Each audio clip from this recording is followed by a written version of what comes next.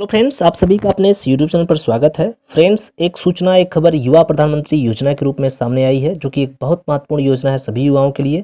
चलिए इसको हम डिटेल में समझते हैं, देखते हैं कि इस योजना में आयु सीमा कितनी रखी गई है, समयावधि क्या है इसकी, इसका मुख्य लक्ष्य, मेन मोटिव क्या है, इस योजना को लॉन्च करने वाला मंत्रालय जो विभाग है वो कौन सा है, और इसके साथ ही साथ हम ये भी देखेंगे कि इस योजना में जो चयनित अभ्यर्थी होंगे उनको कितनी स्कॉलरशिप दी जाएगी।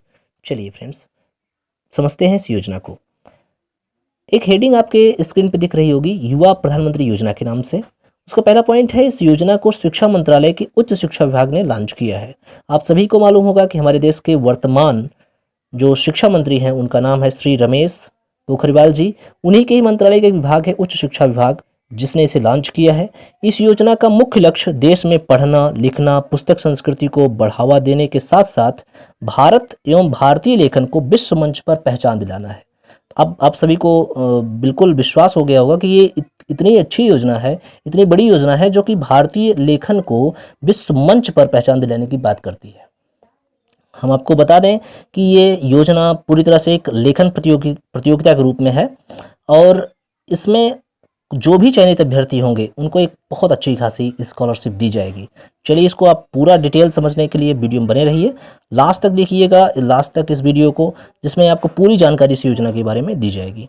चलिए आयु वर्ग पे देखते हैं। इसमें जो आयु सीमा रखी गई है, इस योजना में 30 वर्ष से कम उम्र के युवाओं को प्रशिक्षण दिया जाएगा। मतलब इस योजना में जो भी अपने आप को रजिस्टर्ड करेंगे वो 30 वर्ष से उनकी उम्र कम होनी चाहिए। युवा, इसका फुल फॉर्म देख लेते हैं, जो कि YUVA, युवा, इसका फुल फॉर्म है young upcoming and versatile author. मतलब युवा, आगामी, बहुमुखी लेखक। अब ये भी एक प्रश्न यहाँ से क्लियर हो रहा है कि जो भी अब भविष्य में आने वाले या आगामी जो भी कॉम्पिटिटिव एग्जाम होंगे, किसी न किसी में जरूर पूछ लिया जाएगा कि युवा का फुल फॉर्म बताइए। तो इसको आप अभी से ही याद कर सकते हैं कि युवा का फुल फॉर्म बनेगा young upcoming and versatile author. मतलब हिंदी में अगर समझें तो युवा, आगामी, बहुमुखी लेखक।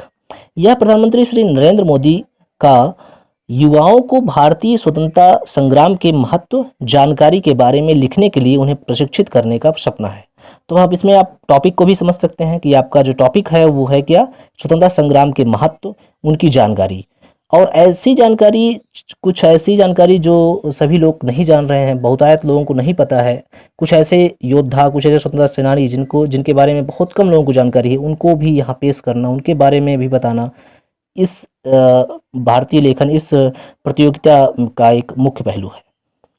इसके पहले प्रधानमंत्री जी ने 31 जनवरी 2021 की मन की बात में युवाओं को स्वतंत्रता संग्राम के ऊपर निबंध लेने के लिए भी प्रेरित किया था, जिसमें प्रधानमंत्री ने कहा था कि यह विचारशील नेताओं की एक श्रेणी को तैयार करेगा जो भविष्य को दिशा तय करेंगे, जो भविष्य की दिशा तय करेंगे। मतलब प्रधानमंत्री जी ने एक इसकी बहुत पहले एक चर्चा इस पे की थी अपनी मन की बात में 31 जनवरी 2021 को, जिसमें उन्होंने ये कहा था कि यह विचारशील नेताओं की एक श्रेणी को भी तैयार करेगा जो भविष्य में वे नेता तैयार होंगे जो भविष्य की दिशा तय करेंगे। इसमें अगला एक पॉइंट दिया है कि युवा योजना आज़ादी के अमृत महोत्सव का एक भाग है, जिसमें युवा लेखकों द्वारा आज़ादी में अपने बलिदान देने वाले विस्मृत योद्धाओं, स्थानों एवं राष्ट्रीय आंदोलन में इनके अथक प्रयासों को रचनात्मक रूप से पेश किया जाएगा।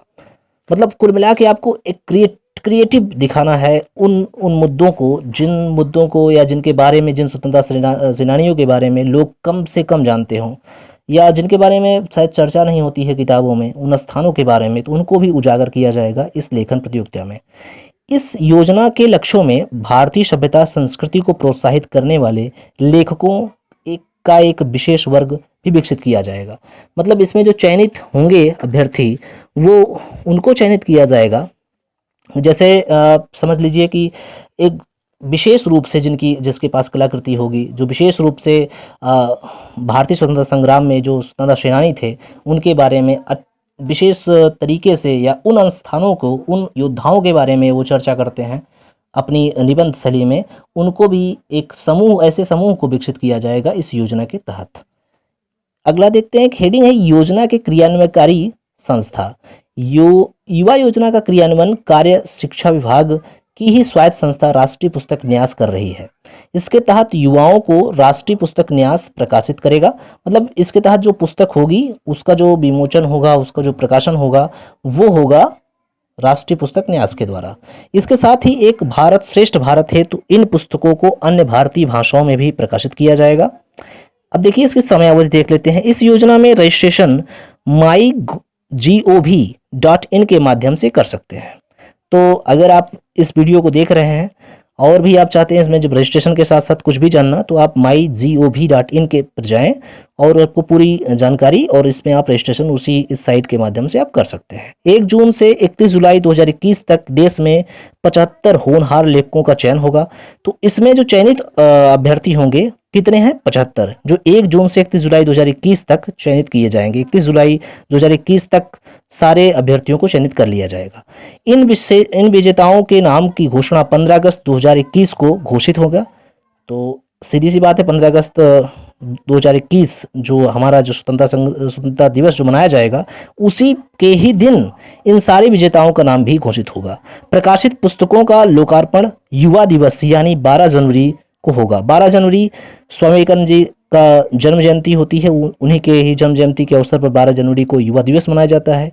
तो जो भी जिन पुस्तकों का लोकार्पण किया जाएगा वो अगले साल 2022 को 12 जनवरी को किया जाएगा। अब पुरस्कार राशि की बात कर लेते हैं। इसमें पुरस्कार राशि जो दी गई है, इस योजना के तहत प्रत्येक चयनित लेखक को 6 माह की अवधि तक 50,000 रुपये प्रतिमाह स्कॉलरशिप प्रदान किया जाएगा। अब आप समझ सकते हैं कि एक अच्छी खासी स्कॉलरशिप सभी को दी जाएगी। उन 75 चयनित अभ्यर्थियों को 6 माह तक 50,000 रुपये प्रतिमाह दिया जाएगा।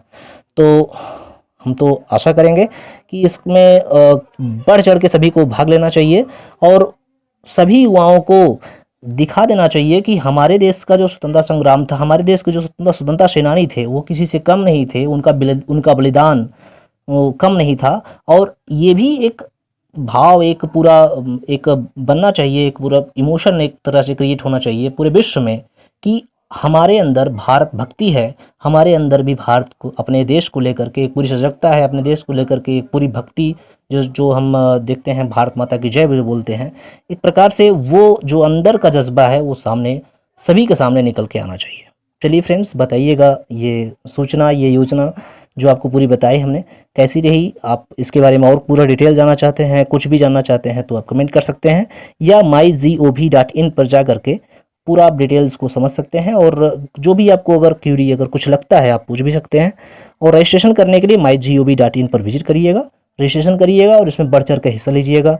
कैसी रही ये वीडियो, कैसा रहा ये जानकारी, ज़रूर बताइए। और अच्छी लगी है तो शेयर करिए, चैनल सब्सक्राइब नहीं किया सब्सक्राइब करिएगा। Thank you.